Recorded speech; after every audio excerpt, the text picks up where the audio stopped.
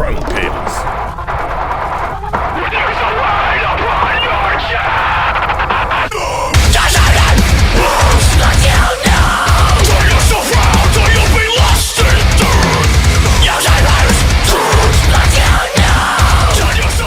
So, firstly, you guys have been around 2008, right, roughly? Yeah. What was the metalcore hardcore scene like in Perth around that time? Like, Going on. was it hardcore? 2008, a year after Horizons came out, Parkway Drive. Things were, I reckon, were going off, and the local HQ venue, underage venue near a skate park, would have these crazy shows, people backflipping, moshing, stepping. I wouldn't say it's a shitty little venue, but it's tiny. But that's my memorable thing of the year. Yeah, two or 300 cap little venue, and people just used to go every weekend just to hang out. Like, there was a real sense of community. Yeah. The genre as a whole definitely like much bigger now, I think. But I don't know. It was kind of like the sense of community back then was special, I think. Yeah, it's like I saw Parkway at a tiny venue back about that era, and the crowds were brutal. But it was nothing but love and just like chaos, Yeah. But I just wasn't sure because you guys in Perth, a lot of tours and stuff tend to sort of do like the East Coast and a lot of times skip the West Coast. Yeah. So would you say that it's more like maybe a more like hardcore community there because a lot of times you don't get the opportunities to see some of the bands that you love over there, or like am I just misguided because I'm from Sydney? Back then, do you agree, Sean? Back then, a lot of bands were coming over because I guess they were getting the attendance. Yeah, right. The ticket sales were going off. So, there may not... There was a lot of bands in Perth, there still are. But when one East Coast band would come over, it would go off. Yeah, right. But now it's a bit different. Right from the beginning, you guys were sort of all in on the sort of black and symphonic sort of side of things.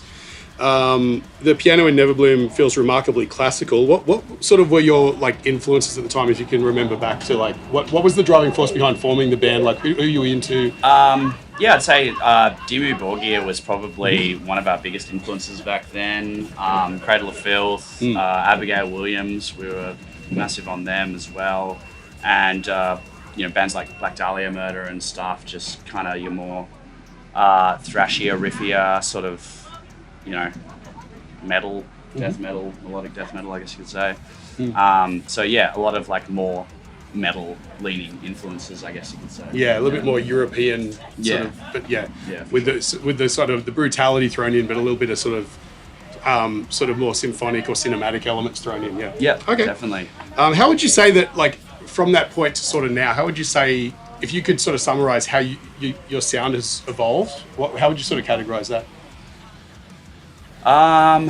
Wow, there's been a lot of different like chapters of the band's sound, I guess you could say, but we've been doing it in baby steps. So I guess, from Neverbloom was very, black and symphonic, like deathcore or something in those lines, and then from Old Souls, I think we started adopting a little bit more of a metalcore influence into the sound, and from there we started adopting almost like a prog element in a way, and I think that was when Nick really stepped up and started contributing more comprehensively thought out riffs and stuff, I would say. Then from there, I guess How to Survive a Funeral was just like more fine tuning of that sound we had in that period of time, and then now it's just doing the same stuff just with a lower tuning and a bit, I don't know, more it slowly lasers. creeps down, right? Yeah, just lasers, Do you think you've evolved with the genre, or do you think that you've expanded on your original concept? Like when I listen to like Doom Switch compared to say Neverbloom, the brutality and the melodic components, they still exist in sort of like that dichotomy of like, again, your symphonic, cinematic elements, but still you got a hard edge there as well.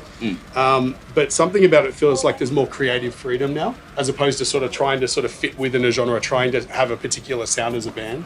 Would you say that's fair? I think that's one of the main benefits that we've taken away from all the sort of experimenting and sound changes we've done in the past, is now we really don't feel as restricted or confined by like having to make themselves sounds like this, and this is how we have to write, So I think that's been really unrestrictive in terms of our songwriting, and we do feel like we can just mess around and do what we feel serves the song instead of trying to like do something that's within the brand or something like that. Yeah. It's one of those things like when people say, when you're a band starting out and someone says, oh, what do you sound like?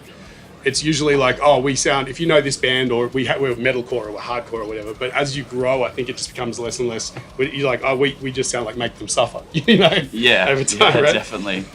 With the new material more recently, what do you think Alex has brought to the table in regards to her unique qualities? Screaming. Yeah. I think Alex is a phenomenal singer as well. Like she's really. I feel less restricted in terms of the lyric writing and in terms of writing choruses. Basically, I feel like I can write a chorus and know that Alex is going to deliver it in a way that's going to sound awesome. And so some of her layered harmony parts are just sick. Really. Yeah. So with that, that's also very freeing in terms of what we feel like we're able to do in terms of a chorus. And then also just the introduction of the keytar, having a rock out. It's just he was going to ask about that. I got some buddies at Roland who would be stoked that you guys are repping that. Awesome. Yeah. We just trying to bring a lot of energy, I guess, to the live performance with that. Yeah, it saves having someone locked behind a device. That can sort of get out there and stuff like that. That's interesting. This is probably a question you get asked a million times a day, but how did the whole thing with Courtney LaPlante come about? Like, what was the deal there? Well, we were I should say it was on the song Contraband. She does a guest vocal. Yeah. We were quite close friends with Spirit Box. I think that was actually their first tour or first international tour or something like that. Correct me if I'm wrong, but that was their first international tour. It was us after the Burial, them and Polar, and it was a European tour. It actually got cut short halfway through because that's when the pandemic happened. So we weren't able to do the UK dates and a couple other shows on that run. But we formed a really close relationship with Spirit Box and really liked what they were doing, like sonically as well. I think they were just sitting on like the EP and a single or something at the time, and they were playing one of their newest songs live, but which was always my favorite part of their set. But they still had yet to release their album. So Interesting, because I could tell. Like, I was looking at the music video, I'm like, that's the. You can tell with the hair and everything. The era was kind of like around that sort of Blessed Be era and stuff like that. Blessed Be, exactly. Right when they were sort of blowing up. So what's your compositional process? Like, when you start out, like, where do you? Does somebody write most of like the core of the song? Do you start with a beat? Do you write grooves? Is there a lyrical concept first? Like, walk me through beginning to end how you would typically start in the studio on a new session. Well, usually Nick lives in Melbourne and I live in Perth, and Nick will we actually have it set up, we're very organised with it. Like, we've got it set up in terms of BPMs, and so Nick will write like a handful of riffs to a certain BPM, and certain riffs will go into one another. Maybe you'll have two riffs that kind of go into one another sort of thing. And then from there, we'll just start like building and rearranging some of the riffs until they form something like close to a song. And then when we start introducing vocals, we'll start bringing it all together. And okay, this is the chorus now. And, so when you're sort of demoing it though, like how close do you get to where like the finished product before production, like the thing you would take to a producer and say this is what we've got, or do you guys just go like right to the release with what you sort of work on? In the past, we were much less organised with it. We would sort of bring basically 50% of an album into the album recording. This time around we've taken something like 70 or 80% of the album. Like, most of the songs were pretty much like fully formed, and then it was just some lyrics and vocals really that had to be finished, a couple little tweaks here and there, minor arrangement changes, but these days we try to do as much of it ourselves.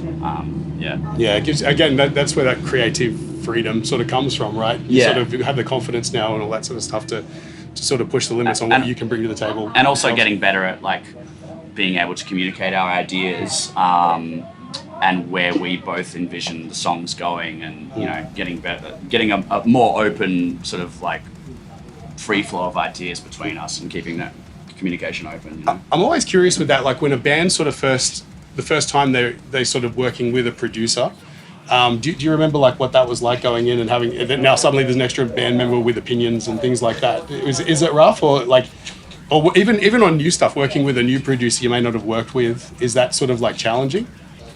Well, if you are going to work with a producer that is going to, weigh in on their, give their opinions on, things that should happen in a song, I mean, it's so easy as a songwriter to be too close to a project. So sometimes having that external perspective is really important in songwriting. And like, a perfect example was like when we finished the last album,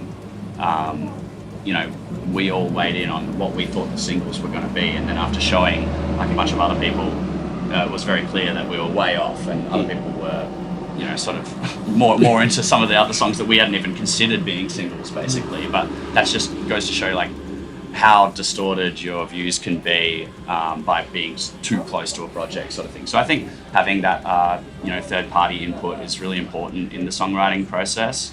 Having said that, recently we're trying to do like everything ourselves in terms of the production and songwriting, and putting on the final touches, and then just like kind of bringing in someone right at the very end, sort of thing, maybe to weigh in on which songs they feel are the strongest.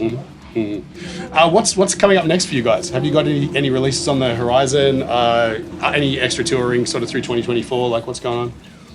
We've definitely got some cool tours. Yeah, Bring Me the Horizon Sick. next year, which is definitely... they played this show last year. They were phenomenal. Nice. We're looking forward to that one. That's going to be a fun one. And then a couple of other unconfirmed ones, but confirmed is European Summer. A few festivals on there, which we're pretty excited about. Popping the cherry on some of them. So you missed out last time, right? Yeah. Well, Mark McGowan kept us locked in for a while, so we couldn't really go anywhere. Yeah. But no, we're stoked to present some music to some big European audience. That's actually an interesting question. How did you guys go through the lockdowns and stuff like that? How did you maintain steam and all that? Like, did you? We didn't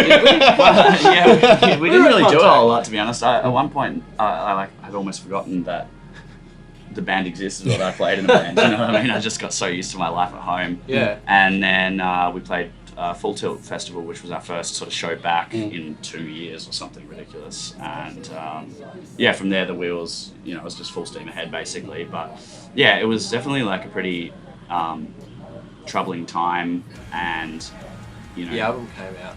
Yeah, the album too. That was the thing. We'd gone over to the States to record the album and do all the production there and stuff. Delays. And then it was delayed, and it came out like smack bang in the middle of COVID. And there was the vinyls came out like a month after the digital ones, or they came something out came out early. No, the digital release came out early, so then that obviously affected our album sales. And we're like, spend all this money on this album, and we don't even get to just play like the songs. passion too, right? You just like, you want to put it out there and then just like hit the brakes.